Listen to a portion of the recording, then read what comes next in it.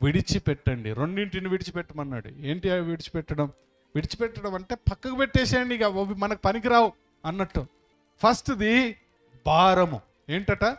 భారం. రెండవది పాపం. మొట్టమొదటిది భారం, రెండవది పాపం.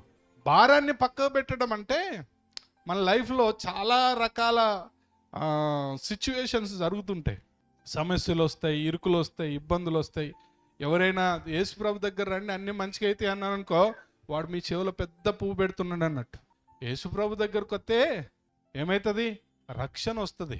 యేసుప్రభు దగ్గరకు వస్తే రక్షకుడు దొరుకుతాడు మీకు. యుగయుగాలు అగ్నిలో కాలే అవకాశం లేకుండా యుగయుగాలు నిత్య జీవంలో ఉండే అవకాశం దొరుకుతుంది. ఎవరి ద్వారా? ఎవరి ద్వారా? యేసు ద్వారా. అంతేగాని భౌతిక అవసరాలు మాత్రమే తీర్చబడడం కోసం యేసు దగ్గర రావద్దు. ఏం సార్ ఆయన అన్ని ఇస్తానంటాడు? ఇస్తాడు, మరి ఇయ్యనని చెప్పాడు. ఆయన అన్ని ఇస్తాడు. ఎందుకో తెలుసా? ఆయన మన నాయనని ఎప్పుడన్నా అడిగినవా? ఇది కావాలా గది కావాలని అడిగినవా? అడగకముందే నీ అవసరత తీర్చేటోడు నాయన. అంతేనా కాదా? అడిగినాక అసలు వేయకుంటుంటాడు. ఇక అడగకముందే నీ అవసరం గురించి ఆలోచించట ఆయన. అడిగిన తర్వాత నీ అవసరత గురించి ఆలోచన చేయడా? ఆలోచన చేస్తాడు ఖచ్చితంగా. కాబట్టి ఆయనను ఆయనగా తెలుసుకోవడానికి రండి ఆయన దగ్గరికి. అప్పుడు నీ అవసరతలు ఆయనకు లెక్క కాదు. అది చెప్పాలనుకున్నా. నీ అవసరతలు ఆయనకు లెక్క కాదు. చాలాసార్లు దేవుని నమ్మామని చెప్తారు. పరిస్థితి ఏంటంటే ఎప్పుడు చూసినా ఇలా ముఖంలో ఆనందమే కనబడదు. ఎప్పుడు చూసినా ఏడుపు ముఖాలే. ఒకసారి మార్టిన్ లూథర్ గారు ముఖం చిన్న పెట్టుకొని కూర్చున్నాడట. ముఖం చిన్న పెట్టుకొని కూర్చుంటే వాళ్ళ భార్య వచ్చింది, అడిగింది ఏందయ్యా అంటే, ఏదో బాధ చెప్పాడు. చెప్పిన తర్వాత సరేలే దేవుడు ఉన్నాడు కదా అని చెప్పింది, పోయింది. ఎప్పటికీ మాడుపు ముఖమే. ఇక పొద్దున్న చూసింది, సాయంత్రం చూసింది, రాత్రి అవుతుంది, ఇంకా ముఖం అట్లనే ఉన్నది, మారలే. చక్కగా ఇంట్లోకి పోయింది, నల్ల గౌన్ వేసుకొని వచ్చి నిలబడ్డది.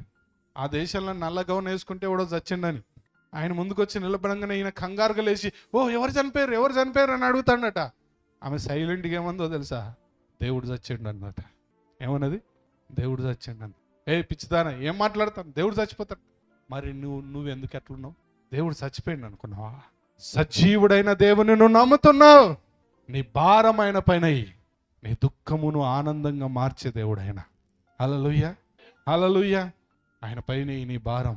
ఎలాంటి వాళ్ళమో తెలుసా? మనం ట్రైన్లో కూర్చొని 10 కిలోల బ్యాగు 20 కిలోల బ్యాగు మన మీదనే పెట్టుకొని పోయేటోళ్ళం. మనం ఆటోలో పోకుండా, బస్సులో పోకుండా లగేజ్ అవుతుందని మూటను ఎత్తి మీద పెట్టుకొని పోయే రకం అన్నట్టు. నా చిన్నతనంలో ఒక పాఠం ఉండే. ఆ పాఠానికి అప్పుడు పేరు పెట్టలే, ఆ తర్వాత పెట్టిళ్ళు. తెలుగు పుస్తకంలో ఉండే. ఆ పాఠానికి తర్వాత ఏం పేరు పెట్టిళ్ళు అంటే తెలివి తక్కువ సీతయ్య అని పేరు పెట్టిళ్ళు. ఏం పేరు? తెలివి తక్కువ సీతయ్య అని పెట్టిళ్ళు. ఈ సీతయ్య గడ్డికి పోయిండట.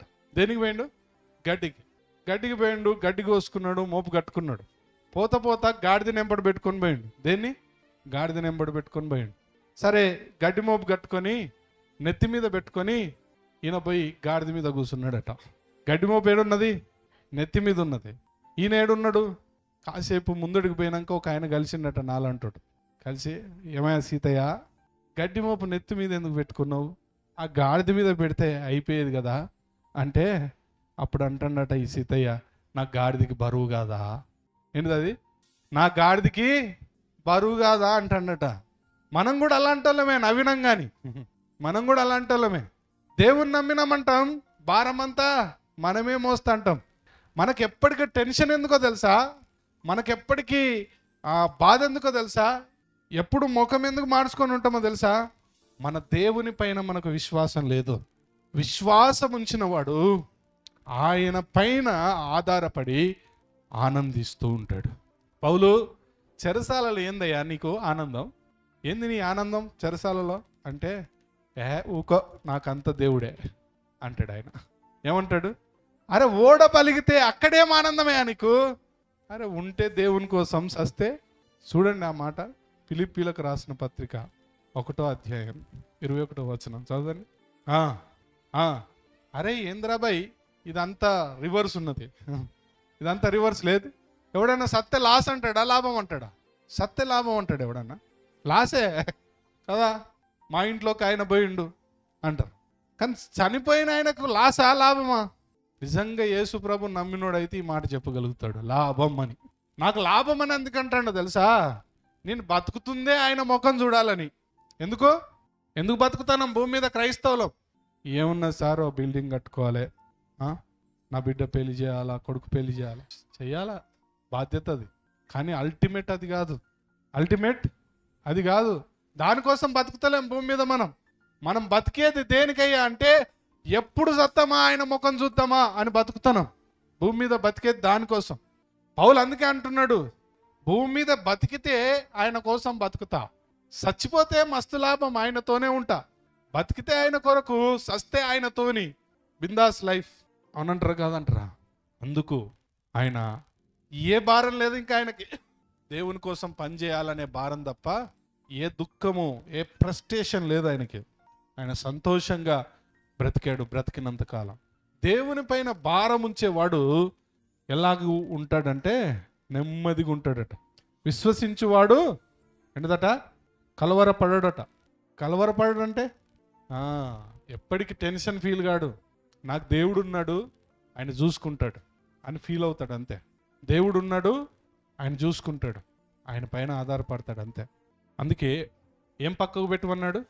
భారం. ఏంటిది? భారం మన మీద ఉంచుకోవాలి. భారం ఆయన ఏమని పిలుస్తున్నాడు? ప్రయాసపడి సమస్త భారం మోస్తున్న ప్రజలారా నా యొద్దకు రండి, నేను మీకు విశ్రాంతిని ఇస్తాను. భారం ఎవరి మీద వేయాలన్నట? ఆయన మీద వేయాలన్నట. మన భారం వేయడానికి ఒక ఆయన ఉన్నాడు, ఆయన పైన వేస్తే ఆయన మోస్తాడు, నీకు విశ్రాంతిని ఇస్తాడు, నీకు నెమ్మదిని ఇస్తాడు. ఆయన పిలుస్తున్నాడు. లేదు నేనేం మోసుకుంటా అంటే నిన్నేమనాలా? ఎప్పుడైనా వర్షంలో ఒక ముసలాయన తడుచుకుంటూ పోతాడు అనుకోండి, ఏమనిపిస్తుంది? అయ్యో పాపం అనిపిస్తుంది కదా. దగ్గర పోయి చూసే వరకు గొడుగు మడిచిపెట్టి సంకలో పెట్టుకున్నాడు, ఏమనిపిస్తుంది? మనం కూడా అబాపతే. ఎందుకు నవ్వుతాలు? యేసయ్య అంటే నమ్మకం అంటాం. మన చేతిలో దేవుడు విశ్వాసానికి సంబంధించిన ఒక గైడ్ ఇస్తే సంకలో పెట్టుకొని తిరుగుతాం, కానీ ఎన్నడూ దీన్ని చదవం. ఏమనాలా మనల్ని? అర్థం చేసుకోండి. విశ్వాసాన్ని కలిగి ఉన్నప్పుడు విశ్వాస జీవితంలో కలవరాలు ఉండవు, ఆయన పైన ఆధారపడమే ఉంటుంది.